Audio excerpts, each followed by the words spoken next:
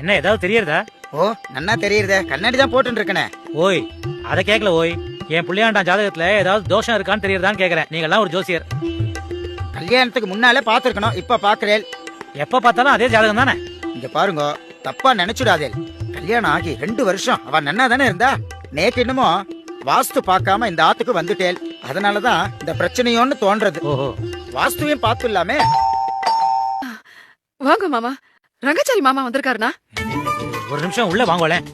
வாங்க வாங்க வாங்க வாங்க. கண்டுபிடிச்சிட்டேன். இது ஆடிட்டர்.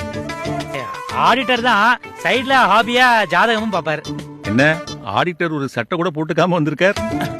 இது வந்து அக்கௌண்ட்ஸ் டேலியான சந்தோஷத்துல அப்படியே ஆர்கிமிடிஸ் மாதிரி ஓடி வந்துட்டாரு. இங்க பாருங்க மாமா, இவர் ஜோசியர் தான். எங்களுக்கு அந்த நம்பிக்கை இருக்கிறதுனால நாங்க தான் இவரை வர சொன்னோம்.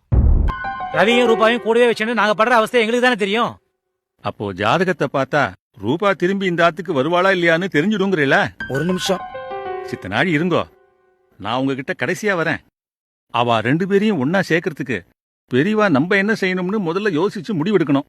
அவ இப்படி பிரிஞ்சிருக்கிறதுக்கு நாம தான் காரணம் சொல்றேடா. நாமளும் காரணம். எப்படி சொல்றேன்? எல்லாம் கட்டம் அமையறதுல தானே இருக்கு. ஒரு கட்டத்துல இப்படி வந்து நீ ஜாயின் ஆடுவேன்னு நான் எதிர்பார்த்தேன். நீ சொல்ல வரத சொல்லிட்டு கிளம்பு.